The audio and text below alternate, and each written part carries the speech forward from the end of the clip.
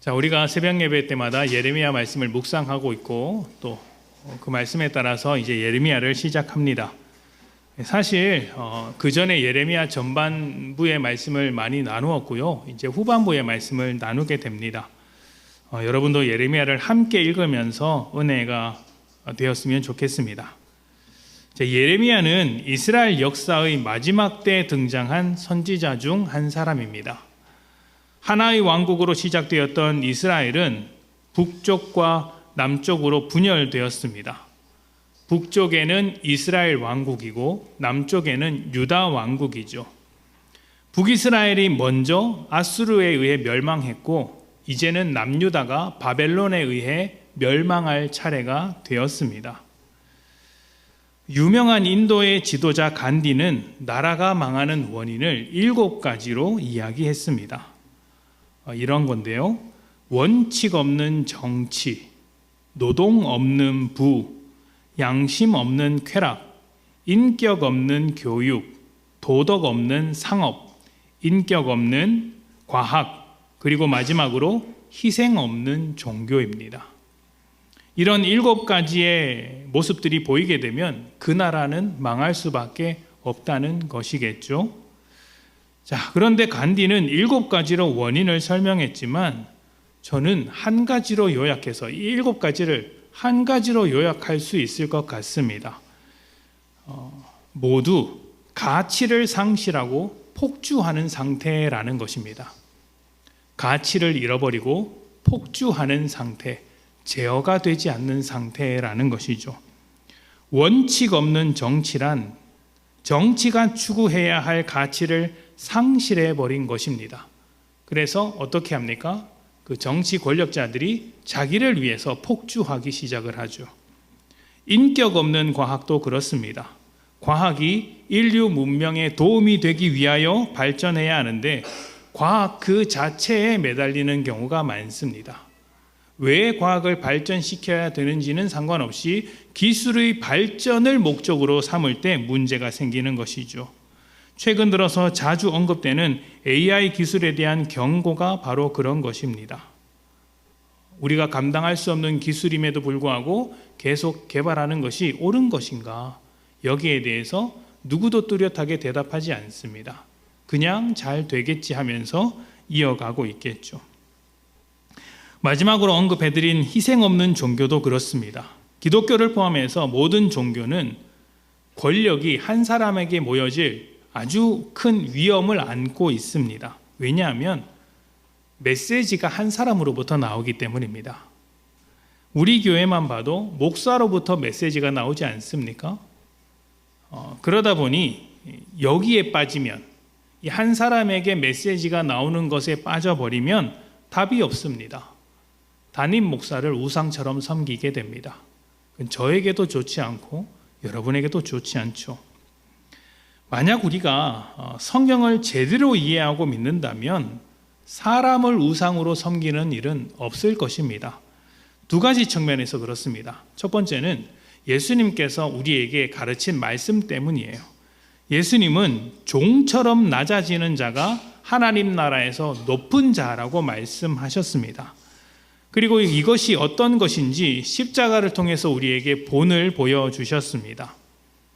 그러니까 높은 자리에 있는 사람, 권력을 많이 가진 사람일수록 어떻게 살아야 합니까? 십자가에 달리기까지 하나님의 뜻 안에서 종처럼 살아야 합니다. 권세를 부리는 게 아니라 자기에게 허락된 권세를 가지고 종으로 살아야 한다는 이야기죠. 그래서 우리는 적어도 믿는 자라면 서로 주인이 되기 위하여 경쟁하는 시대 속에서 주인이 되기 위해 그 경쟁에 동참하는 것이 아니라 다른 경쟁을 펼쳐야 합니다. 누가 더 낮아질 것인가에 관한 경쟁, 누가 더 섬길 것인가, 누가 더 종이 될 것인가, 이런 것을 가지고 경쟁하는 것이 믿는 자여야 한다는 것이죠. 이렇게 되면요, 높은 자를 우상처럼 섬기는 일은 되지 않을 것입니다. 우리가 하고 싶은 것은 낮아지는 것이기 때문에 높이 있는 사람을 우상처럼 섬기지 않죠. 가장 낮은 자리에서 십자가에 못 박히신 주님을 바라볼 뿐입니다. 자, 2번째는 이런 것입니다. 아무리 대단한 설교자나 메신저가 있다고 할지라도, 아무리 대단한 메시지가 전파된다고 할지라도 우리는 말씀이 우선합니다. 성경이 우선합니다. 그래서 누구나 그 말씀을 읽고 말씀을 통해 많은 메신저와 메시지를 분별해야 합니다. 성경이 우선한다는 것이죠. 그래서 멋진 설교를 들었을지라도, 큰 감동을 받았을지라도 그것이 성경과 다르면 거절해야 되는 거예요. 거절해야 되는 거예요. 그런 측면에서 사람은 우상이 될 수 없습니다. 사람은 언제나 성경의 권위 아래에 있기 때문이죠. 물론 어떤 사람이 여러분의 믿음에 큰 도움을 주고 이끌어 줄 수도 있습니다. 저도 그런 목회자가 되고 싶습니다. 하지만 그 사람을 통해서 바라보아야 할 것은 하나님이죠. 그 사람을 우상으로 섬기는 것이 아니라 하나님을 바라보아야 합니다. 이끌어주는 사람도 영웅이 되고 싶은 그 욕심에서 벗어나야 하고요. 또 여러분도 이끌어주는 누군가를 영웅으로 만드는 일을 그만두어야 합니다. 이 모든 것에서 벗어나 순전히 하나님과 사람을 연결시키는 역할에 이제 집중해야 하는 것이죠. 앞에 선 사람은 하나님과 성도를 연결시키는 일에, 또 성도들은 앞에서 이끄는 사람을 통해 하나님과 연결되는 일에 집중되어야 합니다. 그래야 우리가 우상이 되는 위험, 또 우상을 섬기는 위험에서 벗어날 수 있습니다. 자, 다시 이스라엘로 돌아와 봅시다. 이스라엘이 망하게 된 것은 그들이 지켜야 할 가치를 다 잃어버리고 폭주했기 때문입니다. 그들이 지켜야 했던 가치란 하나님께서 가나안 땅에서 이루고자 하셨던 하나님의 나라입니다. 하나님께서 통치하시는 나라를 만들기 위해 율법을 지켜야 했고 유월절이나 또 제사 제도를 지켜야 했습니다. 율법은 하나님의 가치로부터 벗어나지 않도록 지켜주는 울타리와 같은 것이었기 때문에 지켜야 했고, 또 하나님의 가치로부터 벗어났을 때 다시 돌아올 수 있도록 하는 것이 제사였으며, 항상 하나님의 일하심을 기억하도록 만드는 것이 절기였기 때문에 이 모든 것을 통해서 하나님 나라를 이루어가는 것이 그들의 가치였습니다. 그런데 이 모든 것을 안 했습니다. 율법도 지키지 않았고 절기도 지키지 않았고 제사도 형식적으로만 드렸습니다. 아무것도 안 했죠. 그러면 나라를 다스려야 할 왕은 무엇을 했을까요? 왕이라도 정신을 차리고 우리는 이런 것을 해야 합니다, 가르쳐야 했는데 하지 않았습니다. 하나님은 이스라엘의 왕에게 너희는 왕이지만 절대 권력자가 아니다. 그래서 내가 왕이니, 내가 이스라엘의 왕이니 나를 대리해서 통치한다는 사실을 잊지 말라라고 하셨습니다. 그러니 이스라엘 왕은 자기가 다스리고 싶은 대로 다스리는 왕이 아니라 어떻게 다스려야 해요? 하나님께서 다스리듯이, 하나님께서 나라를 통치하시듯이 다스려야 했던 것입니다. 하나님이 정의로우시니 왕도 재판할 때 사사로이 하지 않고 정의롭게 재판해야 합니다. 억울한 사람이 없도록 해야 하죠. 또 하나님은 사람을 위해 일해 주시는 분이니 왕도 자기를 위해서가 아니라 백성을 위해서 일해야 합니다. 하나님은 사랑이시니 왕도 사랑으로 통치하는 것입니다. 아니, 이것이 너무 당연한 말이 아니냐라고 하실지 모르겠지만 일단 성경이 기록된 그 당시는 당연한 말이 아니었습니다. 당연한 말이 아니었어요. 그리고 지금도 당연하게 여겨지고 있지만 당연하지 않게 하고 있죠. 하나님은 당연한 이야기를 하시는 것입니다. 그런데 그 당연한 걸 안 하는 게 문제예요. 왜 안 할까요? 왕으로서 지켜야 할 그 가치를 다 내다버렸기 때문입니다. 남는 것이 무엇이겠습니까? 왕으로서 지켜야 할 가치를 다 내다버리면 남는 것은 권력밖에 없어요. 그러면 자기를 위해서 권력을 휘두르고 폭주하게 되는 것입니다.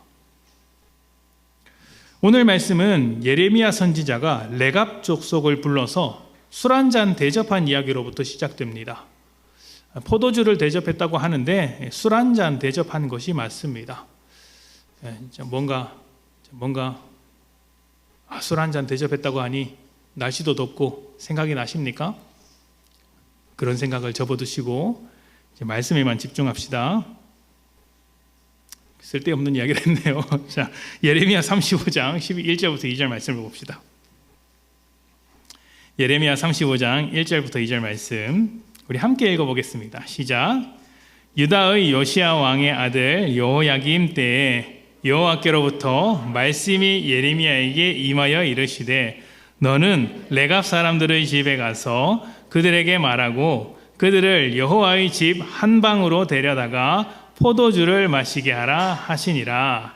아멘. 자, 하나님께서 레갑 사람을 불러다가 한 잔 대접하라고 하셨습니다.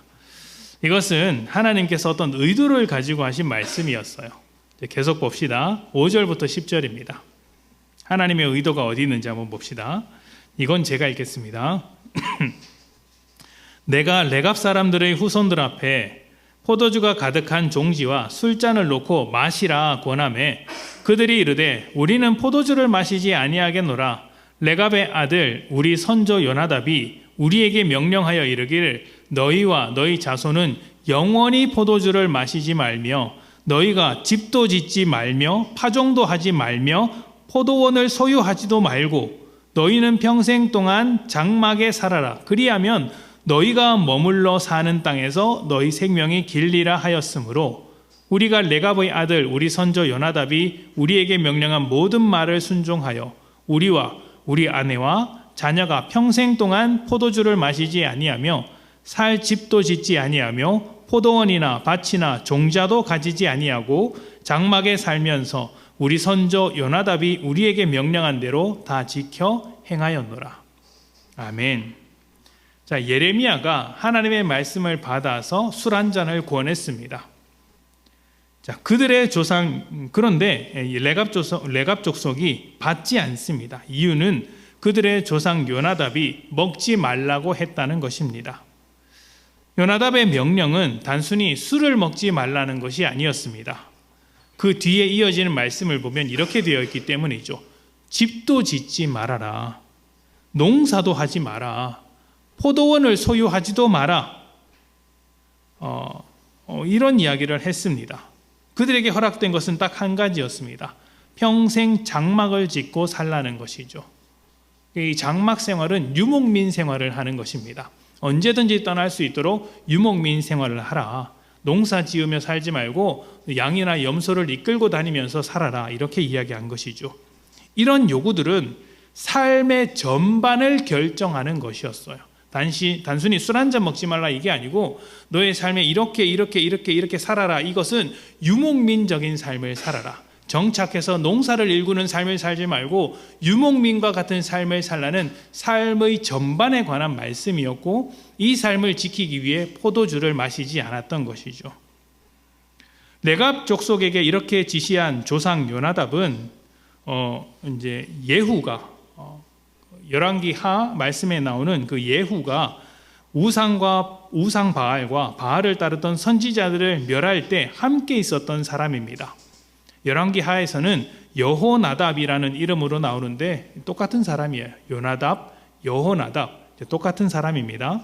요나답은 이때 가나안의 우상을 멸하면서 또 바알을 제거하면서 이 바알로부터 파생된 문화를 철저하게 배격하라고 말했던 것으로 보입니다. 그런 말은 없지만 그의 행적을 보니 그렇게 여겨집니다. 가나안 땅에서 살지만 너희는 가나안 우상에 젖어서는 안 된다. 차라리 광야를 떠돌 때를 기억해라. 그때 하나님과 함께하면서 광야 생활했던 것을 기억해라. 그것을 기억하기 위해서 너희는 유목민 생활을 해라. 광야에서 떠돌던 것과 같은 생활을 하라고 요구했던 것이죠. 그렇게 하면 하나님께서 주신 이 땅에서 영원히 살아갈 것이다. 이렇게 요구한 것입니다. 그리고 이 레갑 족속이 그 말을 지금까지 지키고 있었던 것이에요. 하나님께서 포도주를 먹지 않는 레갑 족속에게 굳이 포도주를 주라고 하신 것은 이스라엘 때문이었어요. 레갑 족속을 봐라. 레갑 족속도 자기 땅에서 살기 위해 자기 조상들의 말을 듣는데 너희는 어떻게 하나님께서 주신 가나안 땅에 살면서 하나님의 말씀을 듣지는 않느냐? 이렇게 이스라엘의 문제를 꼬집고 계신 것입니다. 레갑 족속은 조상이 남겨준 가치를 지켰습니다. 그래서 그 가치를 지키기 위해 포도주도 먹지 않았고요. 직업도 제한했으며 집도 포기했습니다. 재산도 줄였습니다. 그것을 하나님께서 좋게 보신 것이에요. 물론 여기서 핵심은 그래서 집을 포기했느냐, 재산을 줄였느냐, 하나님께 다 바쳤느냐, 너 어디 살고 있느냐, 너 직업이 뭐냐, 이런 걸 따지는 게 아닙니다. 레갑 족속은 성 밖에서 유목민 생활을 했고 농사를 짓지 않았지만 하나님은 그걸 칭찬하는 게 아니에요. 지켜야 할 가치를 지키고 있었던 것을 칭찬했던 것입니다. 이 말을 하나님과 삶 중에서 양자택일하라는 식으로 이해하지 않기를 바랍니다. 그러니까 무엇이 더 중요하냐? 네가 지켜야 할 가치를 포기하면서까지 살아가느냐, 아니면 가치를 지키기 위해 때로는 삶을 줄여나가겠느냐? 이 점에 대해서 하나님의 요구는 가치를 포기하지 말라는 것입니다. 그리고 우리가 지켜야 할 가치는 어디에 있습니까? 하나님께 있죠. 하나님과의 관계, 하나님께서 주시는 그 가치를 포기하지 말라는 것입니다. 이게 양자택일이 아니라는 거예요. 하나님과 집, 하나님과 재산, 하나님과 직업, 이렇게 두 가지를 나란히 놓고 양자택일하는 건요, 하나님께서 원하시는 바가 아니에요. 하나님의 입장에서 보자면 굉장히 자존심 상하는 일이에요. 기껏 하나님과 비교하는 게 너의 집이냐? 기껏 하나님과 비교하는 게 돈이냐? 직업이냐? 나를 겨우 그런 것과 비교하느냐인 거예요. 그게 아니라 하나님은 지금 이 말씀을 하시는 거예요. 하나님께서 요구하시는 건 네가 삶을 대하는 태도다. 네가 삶을 어떻게 대하고 있는지 나는 보고 싶은 것이다 라는 것입니다. 물론 살다 보면 우리는 믿음과 삶 중에서 양자택일을 해야 할 순간이 오기도 합니다. 지켜야 할 가치 때문에 다른 것들을 포기해야 할 순간이 간간히 찾아옵니다. 그러나 이것은 본질적으로 따져보면 삶의 태도에 관한 문제입니다. 삶을 어떻게 대하고 있는지에 대한 문제라는 것이죠. 가치를 쫓아서 살아가는 삶이냐, 아니면 가치를 포기하되 다른 것을 쫓아가는 삶이냐, 이 둘 중에서 우리가 구별되어야 한다는 것입니다. 우리가 쫓아가야 할 가치가 하나님께 있다고 말씀을 드렸으니까 이렇게 한번 생각해 보시면 좋을 것 같아요. 집을 선택하는데 무엇을 따져야 할까요?